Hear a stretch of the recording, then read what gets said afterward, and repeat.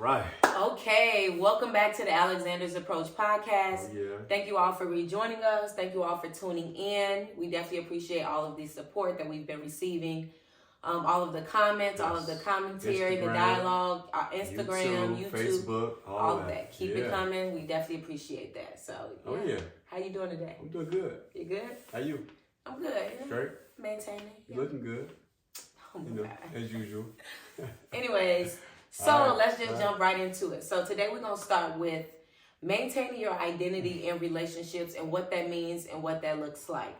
I know when it comes to relationships, I know some people feel like, oh, I love to be with my man all day. I just want to be with my man. I don't want to be with nobody else. I don't have female friends like that, which is all great. I feel like the love is there and that's a beautiful thing, but I love Charles, but I don't want to be with you all the time. I really do, real? but I really That's do. good. But I think it's very important, like when you're in a relationship, to have your own identity. I agree. Yes. I think it's good to be with your man, be with your husband or your spouse all the time, because for the most part, you're going to be with them all the time, right? But I also think it's very important that you have a life outside of your spouse. So it's very important that you have girls' days. It's very important that you go to brunch and things like that. Even I think with children, like you're with your children for the majority of the time, but I think it's very important that you have the opportunity to just kind of have your own time, your own space, whether it's just you and your husband during date night, or even just outside of your husband and your children, where you're just going out with your girls for like a quick brunch or a nice dinner. I just think those things are important when it comes to maintaining who you are and just really your sanity. Yeah. Side note, women, y'all love saying my man. I just thought of it. It's like y'all, it's like my man. Like y'all be so powerful when y'all say that. My man did for me. I'm going down with my man. It's like y'all always put emphasis on that. Like, what is that about? I'm like, my man. Like, I don't say that. I mean, but a lot of women do. A lot of women You don't say this much, but women be like, my man. I mean, because I think it just sounds like, like, my man. That sounds so superior. It's like a badge of honor. Yeah, but I think dudes kind of like that. I feel like guys we like when women it. say that. Yeah, we do, low key. Y'all feel like, she quiet as kept. Quiet as kept. Exactly. We rock with that. But we say my lady, my woman, But women do love to say, well, I'm going to see my man today. I'm going to meet up with my man. I'll be good excited. I think every friend group has a friend that is always talking about, oh, my man this and my man that. Like, I can think of a few that you got that always say my man. Stop it. As if we don't know their man, though. That's what's also very funny. It's like, we know who he is. Why not just say his name? But women love to say that. On the identity tip, I agree. It is important to have your own identity because, like, if you don't have your own identity, then it's easy to lose the identity that you actually have, right? Mm-hmm. Like, some people like being with their partner, their spouse all the time. But it's like, if you're with that person all the time, at some point, you might get tired of that person, right? And that can cause, I think, other conflict or, other issues. I always say, if you're with somebody too much, eventually, like, you just might be like, I'm getting a little, I need a little space. Yeah. It even starts, I think, like when you have siblings, right? You with them all the time. Eventually, you start arguing with them, even growing up. But yeah, having your own identity is important. Like you said, going out, right? Kicking with your ladies, kicking with the fellas, going on vacation, maybe not 20 days, but like, going to kick it. It's called balance. It's called balance. It's called balance because even, I think it's certain things that we do or certain places we go, you might like, all right, we get there, you go with your girls, I go with my guys, and we link, we come back together a little later on. But I think that works because like us personally, we have like our own friend groups, we have friend groups together, but we also have an identity outside of that. But it's like when you think about some relationships, they may not have that. They may only have each other. They may only have each other. So they may not have different friend groups or the opportunity to kind of like, branch out and have other relationships. Or what about when one person has a lot of friends and the other one don't? Like that can be kind of problematic too, right? I can definitely see that causing some issues, especially if that person wants to be with their friends all the time, right? And or periodically want to just be with you all the time. But I've seen that in many situations too. It's like the fellas want to go kick with their guys, right? But the lady might not have as many friends, so she blowing them up all the time or texting when time you come home just because she don't have really anybody to kick it with. Yeah, I think that's very crazy. And it's unfortunate for those situations. I just think just all. Well, okay, let's talk about those, because we are in a unique situation where we do have, like, you know, we have like our friend groups together. But we also have separate friend groups too, and family and all the above. But what about those that, like you said, they might not have those friends like that, and they are together all the time? What are some things they could do to maybe, you know, find that balance? Because I think that could be difficult, right? Well, number one, it could be difficult. Number one, I do think that friend group should be welcoming to the spouse. I feel like it's a whole different story if they're not welcoming to the spouse. Like, let's say like your wife or your girlfriend, like she doesn't get along with your friends. Right. And she doesn't have a big circle outside of you. Yeah. So that causes a problem in its own. So I think it's very important that it's a kind of like an inclusive atmosphere where they feel welcome. Right, but what if neither one of them have like friends like that? Like you said, what if it's just like all they have is each other? Ooh. Like, what do they find that outlet of, like, just a long time? You know, maybe like going, like, I don't know. Maybe a vacation. Yeah. Maybe. I don't know. I just think sometimes I'm you interested have to know that. yourself. To know how they navigate those situations. Yeah. So what do you all think? Like when it comes to just like having your own identity in a relationship, what does that look like? Like if you bring a spouse in, or you bring a girlfriend or a wife in, and you have your own set of friends. Yeah. Like, how do you incorporate that in your relationship? And, you know, what if your wife doesn't get along with your friend group? Right. How does that work? It might be some traits you might not want to bring to your relationship, though.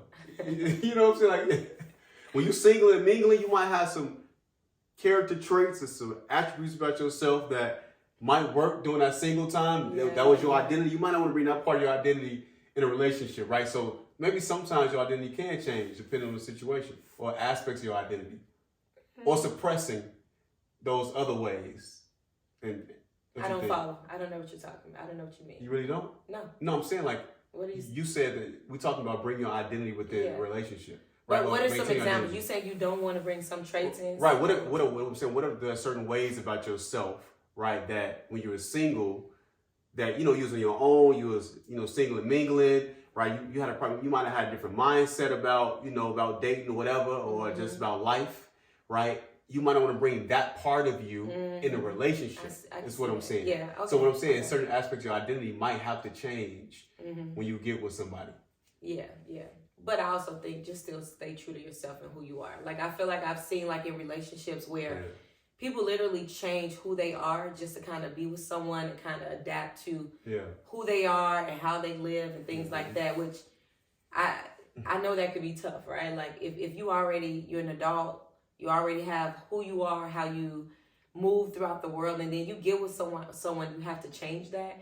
Like, I can't imagine having to deal with that, which I know people do it all the time because there's different lifestyles and everything. Even if, you know, if it comes to you dating somebody that you really like, maybe they have a different religion than what you have. Yeah. Are you willing to change those things? That can be tough. Are you willing to change those things to be with that person just because you're attracted to them, or you really want to be with them? And that religion is definitely part of your identity. Religion, right? Culture, your family, how you grew up, all those things shape your lived experiences. So yeah. Me personally, like, just speaking on religion, because I think that's a big one as well, as far as like changing your identity or having to adapt. Like if we were to get in a relationship and we had a different religion, like, I'm not sure how that will play out. Me either. Like, I'm not sure. They got. I mean, it'd have to be some compromise, but on what angle, on who? Yeah. And I think that's just meeting that person. Especially when you bring kids in a situation, I think that's when it really get difficult, because you can go like, I can go to, you know, if I'm a Christian and you're a Muslim, like, you can go to the mosque, I can go to, you know, Baptist church or you know, whatever, the Kojic church, but Kojic, right? But like, what about? You just can't join in. Hey, when I first heard that, the craziest thing I ever heard. You have to be born. You have to be born in. You just can't join in. Like, what? Yeah, that was a crazy theme song or convocation. You know, I'm happy that, you know, churches have evolved and just have become more welcoming to. That's true. You know. Right, but if they have those separate religions, it's like, okay, on Sunday or whatever day, we just go our separate ways and come back together. But if you got kids, where do they go? Exactly. How do you incorporate that? Yeah, how do you incorporate it? Some Sundays go with you, other days go with me. Like, I think that'd be crazy. I think it would. It would just be. But people doing it. You have to adapt. People doing it. Right. You have to adapt. Yeah. And I think that's something that should be discussed, like, ahead of time. I agree. I think before like marriage, a lot of different topics should be discussed before you go into a commitment with someone. True. I also think even before you live together, like there's a lot of things that should be discussed. But when it comes to just maintaining who you are, who your identity is, it's important to like keep those things in mind. So. Yeah, because that's who you are. That's what made you the person you are today. So definitely maintain your identity and be open to compromising. Right? You definitely will compromise, especially relationships and marriage. I'm sure most people know already. Yeah. There's always going to be some type of compromise in there. So true. Yeah, makes sense. So everything isn't flirting. Okay. How you just I just gotta say that. I had to get it straight out. Ain't no build up. I'm going right to it. Everything, people, oh my God, women specifically, everything isn't flirting. It's like women, y'all say sugar is dead, but maybe y'all killed it. Like, I mean, just maybe, because I think it used to be a time you could open the door for a woman, for a young lady, and like she's like, oh, thank you, and all that. But I feel like now, you open a door for a lady, or if you try to if you compliment her, she automatically think you're trying to flirt with her. Like, whatever happened to just a man being nice to a woman, or a lady being nice to a man? What kind of compliments are they? I don't know. You can say you look nice. That's a nice sweater. Is this something you and your guys talked about? I'm guessing this came up. Well, yeah, a while ago, but I just feel like that in general. It's like it's always, and it's like, a woman might get an attitude too. It's like, oh, he's trying to flirt with me. It's like, no, I'm just saying hi. Like, I'm just literally, I'm opening the door for you because that's what I was taught to do, right? Or I'm speaking to you, or a compliment. How about that? Yeah. Like, so I stay there. At what point does a compliment goes from just a regular compliment to flirting? Is it basically what you say or how you say it? I would assume, but I mean, I think when it comes to compliments, like, what would one be complimenting a woman on? Like, my thing is opening the door. That's a different story. Like, okay, you open the door. Okay, thank you. I keep it moving. But if a man stops and says, oh my gosh, you're really beautiful. Okay, thank you, but you don't have to say that to me. Like, let's state it. Let's state it. Let's state it. You know how I feel about compliments. I know, but I appreciate compliments. But is that do you automatically assume a guy's flirting if he says, "Oh, you look beautiful"? I do not. I do not, because I think compliments could just stop at a compliment. Are you saying because you think you're beautiful? You just feel like that's why he's saying it, because you're beautiful? I'm just saying, I think some people say things like that just to be nice. Like, so women, like, we not always beautiful. So I'm not always beautiful, but I think it may just be nice. Like, you look nice today. But I think off the wall compliments like that do typically come off as flirty. It's like, you don't have to give me personally, you don't have to give me a random compliment. You open the door for me. Thank you, sir. How you doing? I speak to everyone. Keep it moving. You don't have to, but what if a coworker said, oh, that's a nice sweater you got on? Or you might have a different hairstyle, be like, oh, those braids nice you got done. I would never think that it was flirting. I would never think it was flirting. When it goes beyond. Or what if you know the person? What if you know the guy and he says it? Is it flirting in? No, especially if it's someone at work and they say, oh, you just got your hair done. That looks I said really nice. Okay, but if you don't know the person. So if it's a random person on the street, I think it would be a little awkward. Like, your hair, but I'm saying, oh, you're a beautiful woman. And then that makes me very, a little cringe. Like, oh, well, thank you very much. I appreciate it. Keep it moving. I guess my point is, like, there's nothing wrong with complimenting people without going, like, that extra mile. And for women, right, everything isn't flirting. It's not always a flirt. Sometimes a guy's just being nice to you, right?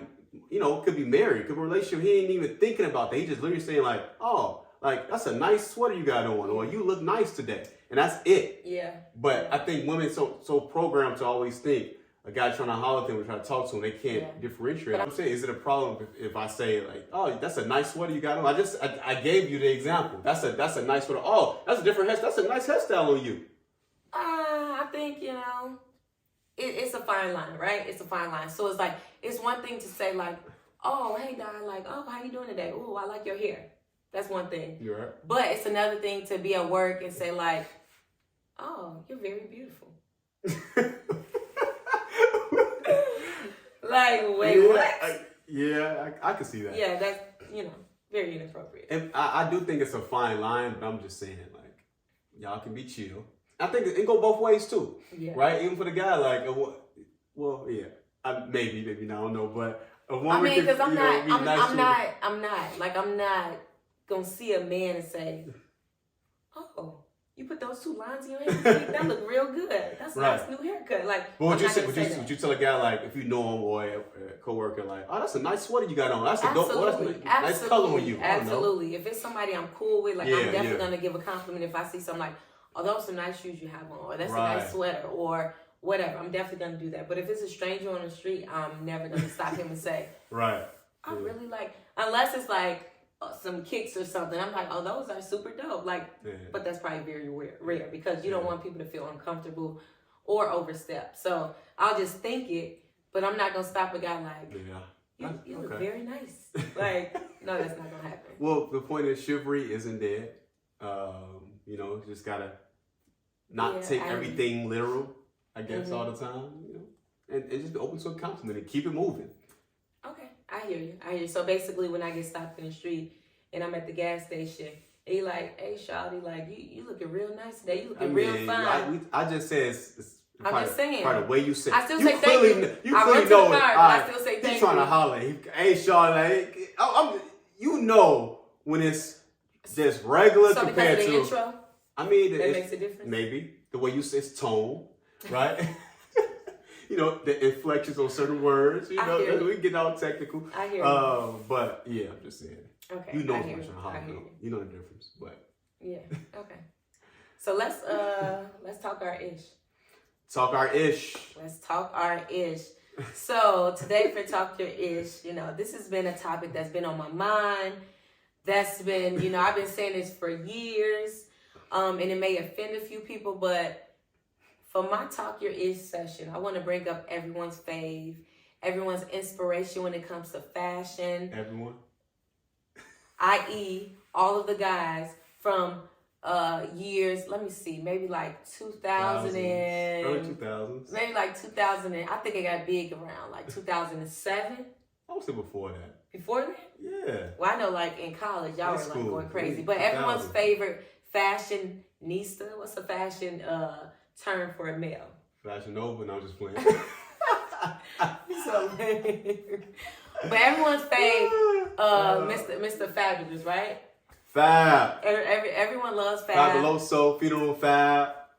F-A-B-O-L-O-U-S. yeah, you know. But every guy, you know, just growing up, like in college, like that's why I say I remember strictly like mainly in college. That's when like guys were always talking about his style. Yeah. But he's everyone's favorite when it comes to style, when it comes to his looks, when it comes to his shoes, all of that. Ensemble, he put stuff together. I've been calling BS for a lot of years now.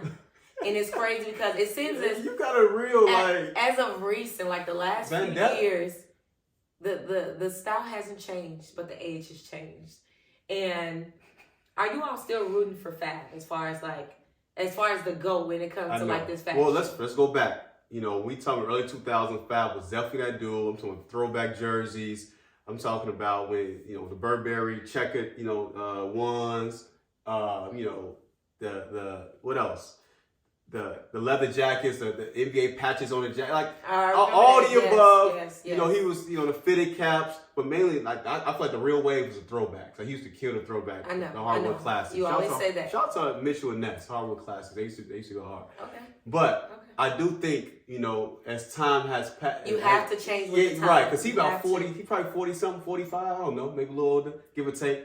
But I think that you should your style should mature. You know, with time. And his style is not really mature like that. Is you really see him with some casual on. It's always urban, but that's also his thing. That's his niche, right? That's how he make his money. So I don't know. I just think it's also a business for him too when it comes to like style, because that's what he's known for.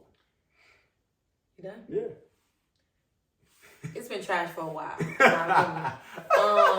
And it's crazy because as of like the last few years, like some of his outfits have like, you know, they've gone viral. Yeah. Like I reposted a few. Some of them they've been questionable lately. And it's crazy because all the guys come back and they're like, I mean, I ain't gonna lie, like he has been tripping a little bit with his style, but years ago he used to be the GOAT. Like Yeah. But we talking about right now. Right. You have to change with the time, right? He's still real colorful too, you know. Like, very gaudy. Yeah, very gaudy. Very gaudy. Yeah. I hate gaudy looks, right? I agree, me too. I'm not big and he loves anything I think that's gonna make him stand out. And I just want to know, like, is he still the GOAT to y'all? Like, for all the Fab fans, like, love Fab. I don't think he's a GOAT Soul right Take now. 2, that's my favorite. But yeah, like, is he still the GOAT to you? Like, are you still, like, looking at Fab for inspiration? Like, what does that look like? But shout out to his wife. I heard that she was, like, his stylist for a lot of years. So, you really should be thanking her. You think so? Yeah, I mean, if she was his stylist years ago. I don't know. Maybe not. All I know, you know, he had a great run of being fresh. Right now, you know, he has some, you know, he going through a little something with his style and with his fashion. Well, but, what you think he's going through, like a transition where he's trying to figure out, is this still for me? Like, what's his lane? I mean, but a lot of New York guys still, like, think about Jim Jones, Joel Santana, like, they all be still kind of like stuck in the time. gaudy, flashy, They do. Killer Cam, a little They bit. He you know, he give you some, you know, he give you some casual every now and some chill. But I also call feel it like chill fresh. Every now and then, but I also feel like we're in the Midwest, right? So it's like our fresh is probably very different from like the East Coast and what's or the West Coast and what's fresh to them. Like, I know when I see certain things like that, like what Fab wears, I'm like, what in the world is going on? But people from New York probably be like, oh, you tripping. Yeah. Like, you know, that's fresh. Like East Coast, check in. What y'all think? The East Coast people that's listening, is watching. Is Fab still that guy? Like, is he still fresh to y'all? Is his fashion still on par with fashion for 35, 40 plus year olds? And I feel like, you know, target audience, like our target audience, like, they're a little bit older. So now, you know, y'all just a little different. You know, you wearing loafers and all that. Y'all wearing the little fedoras with the turtlenecks. Y'all love those. You know, the turtlenecks. Like, so that's y'all look now. Just turn into the chains. With the chains, you know, the skinny leg jeans, you know. I'm not, listen, it's still fresh. I love the look. It looks great. It looks clean cut. Yeah. But it's like you all and our target audience have changed with the times. Where it's like. We're a little older, you know. Yeah. So it's like, you know, younger audience may say like, you know, no, like Fab's still the freshest. You know what would be crazy though? In our mind, we still think we fresh, right? Hopefully we are to our people our age, our demographic. But you just think you fresh in general. But if you ask somebody that's like a teenager, somebody younger, they'd be like, nah, bro, that's not. We just went out, right? You like, wait, what? It's not fresh. When we went out to the concert, our nieces were here. We're like, I'm like, dressed, you know. I ain't thinking I'm fresh, but I'm thinking I'm good. No, you thought you was fresh. And they're like, you thought you was getting fit off. And they're like, you know, like, I'm like, you know, hey, look, they're like, it's okay. I'm like, damn. Yeah. And to them, it's just like, oh. I'm like, so what's fresh? Like, to them, like, did she say like a pilot or something? Like she did. I had on a hat. Yeah. She said I look like a pirate. I'm like, dang, you my dream. Yeah, when she said you kind of like swag a little bit. I did not. You had to bring down what you had on. Like, I just had to school her a little bit, but in that moment, I'm like, dang, you know, I'm the older aunt now. Like, no, for real. But it's crazy because I used to look at my aunties like when they would go out like, oh, she cute, she's fresh, but they look at us like y'all doing too much. Like, yeah.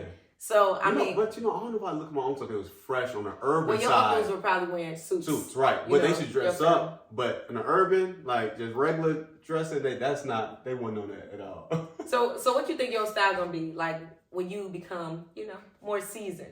You think you're gonna be like a tracksuit type of, you know, unk, you know, I don't know. or a suit? You know, your father wears suit every day.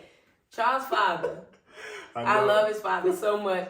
This man wears a suit every single day. Listen, the last time he was here, right? Never fails. I get up, it's 5 o'clock in the morning, I come downstairs. He's sitting, it's dark outside. It's dark. I can't remember what I came downstairs for. He's sitting in the living room with a suit on. When I tell you a full suit, he's like, good morning. Legit. I'm like, good morning. And he's like, you know, we don't drink coffee. He's like, y'all don't have no coffee? Right. I'm like, I'm sorry, I forgot to grab coffee. But I'm like, you know, you want to drive somewhere? We can go and get you some coffee. He's like, no, I'm okay. Yeah. He's like, you know, I'll just wait for Pierre to wake up. That's what they call Charles. His family calls him. Oh, and I'm like, tell the world. I'm like, it's 5 a.m. If you waiting for Charles to wake up, you're going to be waiting for a long time. Yeah. But it's like, you know, your family, they love suits. So it's like, are you going to be a suit wearer or you know, I don't know. A tracksuit? I like, you know, I don't like to put my style in the box. You know, I think you should. I think, you know, I wear what I, you know, what I like. So I can't say when I'm 50 years old. Nah, I can't say when I'm 50 years old. Okay, no. Can't go to fedora. No. When I'm 50 years old, I'm gonna dress this way. Like, I think I'm gonna dress my age, but it's weird because right now I might wear something, right? And a teenager might be like, "Why are you wearing that?" You know what I'm saying? He trying to be fresh like us. So I really don't. Yeah, you still gonna be trying to get kicks? Like, I'm definitely. That's not gonna ever change. That's not gonna ever. Like, I'm gonna get kicks until I'm gonna be 60 still with trying dunks, with the new still dunks. trying to find some dunks, some ACGs, That's hilarious. That's hilarious. But I ain't gonna lie, I like when older guys, like, the tracksuit is always super fresh to me. Like, when older guys, I still like, you know, chill fresh. Like velour tracksuits and like like the old school Shine John joints. That's hilarious. No, just like, you know, the regular little, you know, Adidas type of, you know. Like, you know, jean jackets still, you know, gotta still do those. Do those. Only time will tell. Only time will tell. Only time will tell. What about you? What you gonna wear? I don't know. That's what I'm thinking. Like, you know, I love when, like, I see, like, you know, more seasoned women still out here fresh with the heels on, with like the latest, the greatest. Like, I'm hoping that I'm still in that lane. We'll see, but you know, it's only time will tell. Time will tell. Yes. Okay, so. You ready for other segment? Yeah, absolutely. All right. Absolutely. All right, y'all. So y'all know we just started a new segment, kind of like spin the wheel. What we call a word story. Yes. Right. Yes. And we just whatever the wheel lands on. Whatever the wheel land on, we tell a story about that word. So whatever that story is. Okay. So we're gonna go first. I'll spin a wheel. Yeah. Show them a little real quick. Turn it up so they can hear me spin a wheel. Wait. Spin it. All right. So, you have church. Church. What are the odds that I have church? Well, okay. We're going to go with this. This should be interesting. I have a lot of good church stories. Mainly from when we started dating, but a lot of good church stories, you know. I'll start with when we first started dating, and Charles was like, you know, my family has a church. You know, I know he was raised by a pastor. He was raised by his uncle. I had never been to their church, never really met his family yet. He's like, you know, I'm going to take you to church. So I'm like, okay, you know, we're going to go to church. It's going to be exciting. Like, I get to meet his family. You know, we were in school at the time, so we weren't faithfully going to church like we should. So I was excited for that. We had came back home for a weekend. So he's like, we're going to go to church. We get all dressed up, you know. Suited and booted. We get suited and booted. I'm thinking, oh, I need to make sure, you know, I have on my skirt. I have on my stockings. You know, I'm not going to go to, like, this church, you know, without stockings. So we get to church, and we walk in, and it's about, you know, it's probably about, what, 6, 7 people, you know, in the church. So I'm like, oh, okay, you know. Give or take maybe max 10. I'm like, oh, okay, we must be real early, fine, you know. So we sit down. Right. You know, the service starts, they start singing. I'm looking around like, you know, a lot of empty seats, you know, whatever. So, you know, the pastor come up. He started service, so I look at Charles. He like, you know, I'm like, okay, whatever. I'm just gonna go with it. So it's a few of us in church, you know. Then they get up for the announcements. First thing first, they call Charles up. They call Charles up to to sing. And I look at Charles and I'm like, what? And he like, okay, you know, it's just normal to him. So he get up, he sing a whole song, he sit back down. Pastor says some more things. Then they come up again and they like, you know, we're gonna hear some testimonies, you know. We're going to hear, you know, Brother Pierre, you know, he's going to give his testimony. And I'm like, I look at Charles, I'm like, you got a testimony? Like, right. So he get up, he tells his testimony. Because in your mind, you think like testimony, like this has got to be something drawn out. Like this is like some real deep. Because I'm thinking a real testimony. Right. And then I'm trying to make this quick. And then right after that, they're like, okay, we're going to hear Sister Tivia's testimony. So I look at Charles and I'm like, I don't have a testimony. And he look at me, he like, well, you better go up there. So I'm like, what? When I tell y'all, my heart dropped. And mind you, it's not a lot of people, but still just to be called out on the spot. And new to the family. And in the church. So I get up there and I had no testimony prepared. I've never given a testimony. So this was news to me. Like, this was new. This is a hoodlum. just out here. Heathen. So I'm like, I just want to say, thank you for having. I didn't even say giving honor to God, giving honor to God. I didn't say any of that because I was thrown off. So I get up, I say, I just want to thank you all for having me here. Today has been a blessing, and oh my God. I want y'all to have a good day. And I went and sat down. They looked at me like, That's looking it? at y'all like, where you get her from? So whatever. I'm so mad. I'm like, what was that? I was so mad at myself. I know. Service goes on. The next thing you know, I see Charles. He get up. He walk around the back of the church. He don't even say nothing. I'm like, what he doing? He go to the drums, get the little drumsticks and start playing the drums.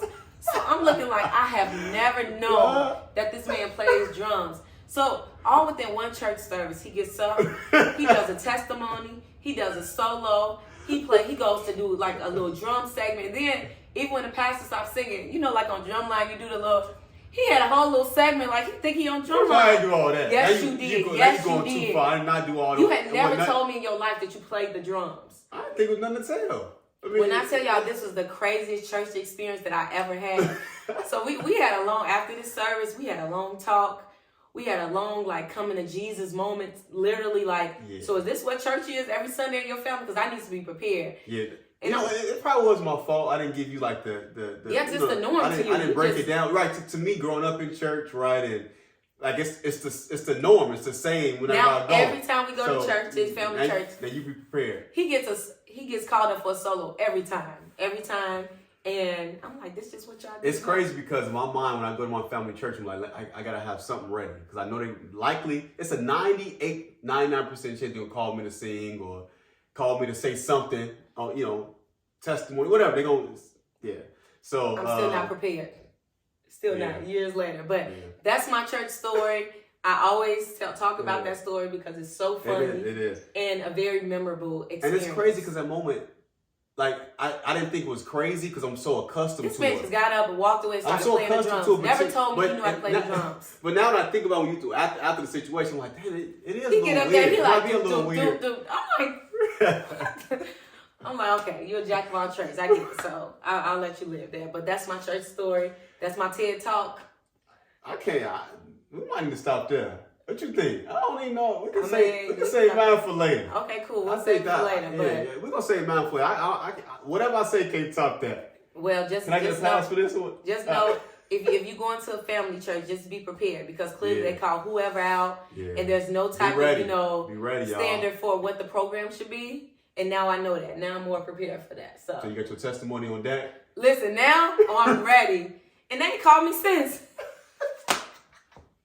They have not called me since. She ain't ready. They have not called me since. It's okay. And I've had a lot of testimonies ready since. I think that's why you haven't been coming. When I be going, the last 4 or 5 times I've been solo. Stop it. Solo with the kids. It's always stuff going on. What TV? We ain't seen her in a while. Now it all makes sense. But yes. So that's my story. That's my church story. That's a great story. That's a great story. Wow. Listen, dating those pastor kids, those PKs, usually they the worst ones. So just stop it. We'll talk about that another time. Those PKs. That's a whole different. Yes. Yeah, a whole different topic. Yeah. So, so thank you all for tuning in. That is our that is the ending to our episode. Please continue. Make sure you follow us. Make sure you add us on all social media, Instagram. The Alexander's _approach. Facebook, Alexander's Approach. YouTube. Every week we post on our YouTube the full clip on the Alexander's Approach. So and Apple. Apple, Spotify, all the streaming platforms for podcasts. We're on all of those. So. So please make sure you tune in.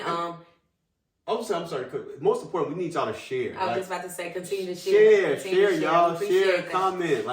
Bring people into conversation because again, we just want to have good topics. Good dialogue. Very soon, we bring in more guests. So get ready for us to expand, to bring in some more guests in, to get some different points of views, different perspectives. So Also, and if there's more topics that you want us to touch on, that you want to hear, we are more than open to hear your feedback. Email us. The Alexander's Approach. Yes. Alexander's Approach @gmail.com. Send us some topics, y'all, or send us some DMs with some topics. So, Awesome. Well, thank you. Thank y'all for tuning in. Love. All right, peace.